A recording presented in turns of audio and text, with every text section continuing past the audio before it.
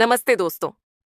भारत को दुनिया का सबसे प्राचीन हिस्सा माना जाता है, जहां से हिंदू धर्म की शुरुआत हुई। लेकिन क्या आप जानते हैं कि असल में हिंदू किसी धर्म का नाम नहीं है? क्योंकि किसी भी धर्म का नाम किसी जमीन या जगह के नाम पर नहीं होता। भारत का नाम सिंधु नदी की वजह से हिंदुस्तान पड़ा, जिसके बाद यहाँ के रहने वाले लोग खुद को हिंदू कहने लगे। हिंदू धर्म का असली नाम है सनातन धर्म। सनातन धर्म को दुनिया का सबसे पुराना धर्म माना जाता है, लेकिन फिर भी इसके मानने वालों की संख्या दिन ब दिन कम होती जा रही है। इसके मुकाबले बाद में आए दूसरे धर्म अधिक समृद्ध, संगठित एवं मजबूत होते जा रहे हैं। बाकी सभी धर्मों के लोगों को अपने एक धर्म, एक धर्मपिता एवं एक धर्मशास्त्र पर आस्था है। और यदि हिंदुओं की बात करें तो आज उन्हें न अपने कोई एक निश्चित धर्मशास्त्र का ज्ञान है, न ही धर्मपिता का, और अपने धर्म का नाम भी भूल गए, तो भला अपने असली धर्म पर आस्था भी कैसे होगी? यही हिंदू धर्म की बुरी हालत का कारण है। परंतु अब समय आ गया है कि हम सनातन धर्म के धर्मपिता को पहचानें। आखिर कौन हो सकता है सनातन धर्म का धर्मपिता? आइए इन तथ्यों पर गौर करते हैं। पहला तथ्य, सनातन धर्म सबसे प्राचीन धर्म है, तो उसका स्थापक भी सबसे प्राचीन पुरुष ही होना चाहिए। सभी धर्मों में यह मान्यता है कि सृष्टि के शुरुआत में कोई प्रथम पुरुष एवं प्रथम स्त्री हुए, जिनसे सारी सृष्टि का विस्तार हुआ।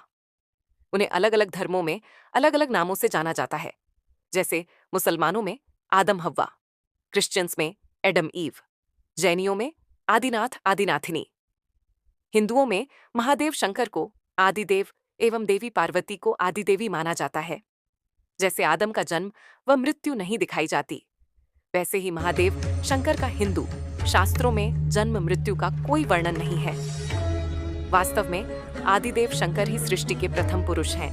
दूसरा तथ्य, सभी धर्मपिताओं के चेहरे से निराकारी स्टेज झलकती है, तो जरूर अव्वल नंबर धर्मपिता तो सबसे ज्यादा निराकारी स्टेज वाला होना चाहिए। महात्मा बुद्ध, जीसस क्राइस्ट, गुरु नानक आदि सभी धर्मपिताओं की निराकारी स्टेज ने ही लोगों को उनकी ओर खींचा।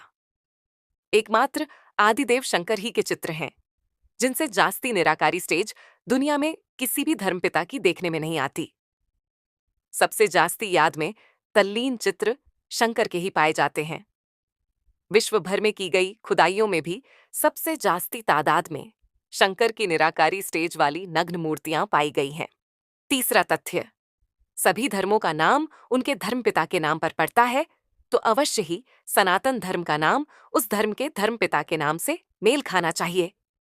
शंकर को ज्ञानेश्वर एवं योगेश्वर की उपाधि दी जाती है। वहीं दूसरी ओर ब्रह्मा का बड़ा पुत्र संत कुमार, उन्हें भी यही उपाधि दी जाती है। परंतु विचार करने योग्य बात है कि योगियों एवं ज्ञानियों के ईश्वर अर्थात श्रेष्ठ शासनकर्ता भला दो कैसे हो सकते हैं? इसका स्पष्टीकरण देते हुए ऋग्वेद में आई है, एक ही सच्चा ब्राह्मण है, जिसकी अलग अलग नामों से महिमा की गई है। वास्तव में एक ही व्यक्तित्व है जो सबका ईश्वर है। वह है आदि पुरुष सनत कुमार शंकर, जिसके नाम पर सनातन धर्म का नाम पड़ता है।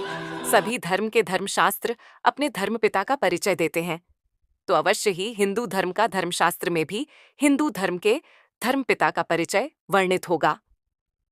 दुनिया में जितने भी धर्मपिताएं हुए हैं, सभी अपने समय पर आए, धर्म की धारणाओं का उपदेश देकर चले गए।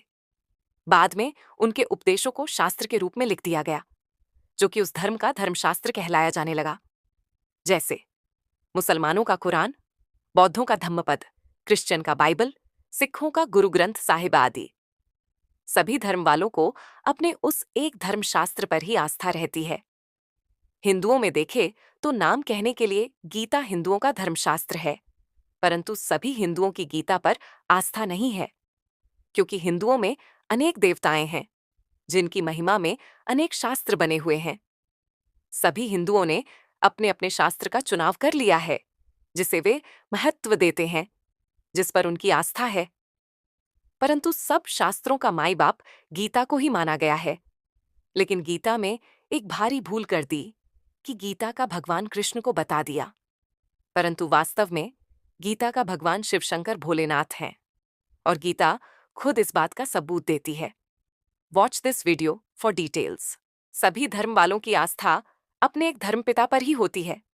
सभी के लिए एक धर्मपिता ही पूजनीय एवं माननीय होता है। परंतु एक हिंदू धर्म ही ऐसा धर्म है जिसमें सभी हिंदुओं के अपने अलग अलग देवता हैं जिन पर उनकी आस्था है। सभी अपने दो देवताओं को ही सर्वोपरि मानते हैं। इसी कारण से हिंदुओं में एकता नहीं अपितु अनेकता है। समस्त हिंदू संप्रदाय 3 भागों में बंटा हुआ है: ब्रह्मा समाजी, वैष्णव पंथी, शैव संप्रदाय। तीनों ही अपने को एक से बढ़कर एक मानते हैं। परंतु यह तथ्य समस्त हिंदुओं द्वारा माननीय है कि शंकर को ही महादेव एवं विश्वनाथ की उपाधि दी गई है एवं विश्व भर में की गई खुदाइयों में भी शिवलिंग या नग्न शंकर की मूर्तियां ही सबसे जास्ती तादाद में पाई गई हैं, जो सिद्ध करता है कि एक समय था जब शंकर का पूरी सृष्टि पर राज्य था। इन सभी बातों को देखकर यह समझ आता है कि सनातन धर्म के धर्मपिता सृष्टि के पहले पुरुष आदम आदिदेव शंकर ही हैं, जिनका पूरी सृष्टि पर राज्य था। इसीलिए उन्हें महेश यानी महान शासनकर्ता भी कहा जाता है। उन्हीं के द्वारा सनातन धर्म की शुरुआत हुई, जिसका पूरा नाम आदि सनातन देवी देवता धर्म है। ये बात सब जानते हैं कि जो सृष्टि का आरंभ करता होता है वह विनाश करने का भी सामर्थ्य रखता है। परमपिता परमात्मा शिव आदिदेव शंकर द्वारा पुरानी दुनिया का विनाश एवं नई दुनिया की स्थापना कर रहे हैं, जहां समस्त वसुधैव कुटुंब होगी, एक ही धर्म, एक ही राज्य होगा। वो है आदि सनातन देवी देवता धर्म।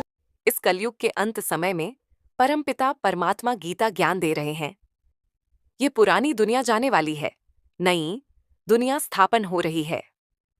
आध्यात्मिक ईश्वरीय विश्वविद्यालय द्वारा संपर्क कर पूरी जानकारी लीजिए। ये ईश्वरीय संदेश आप सभी तक पहुंचाना था। इसकी पूरी जानकारी के लिए प्लीज कॉन्टैक्ट आध्यात्मिक ईश्वरीय विश्वविद्यालय, ऑनलाइन और offline. Thank you for watching.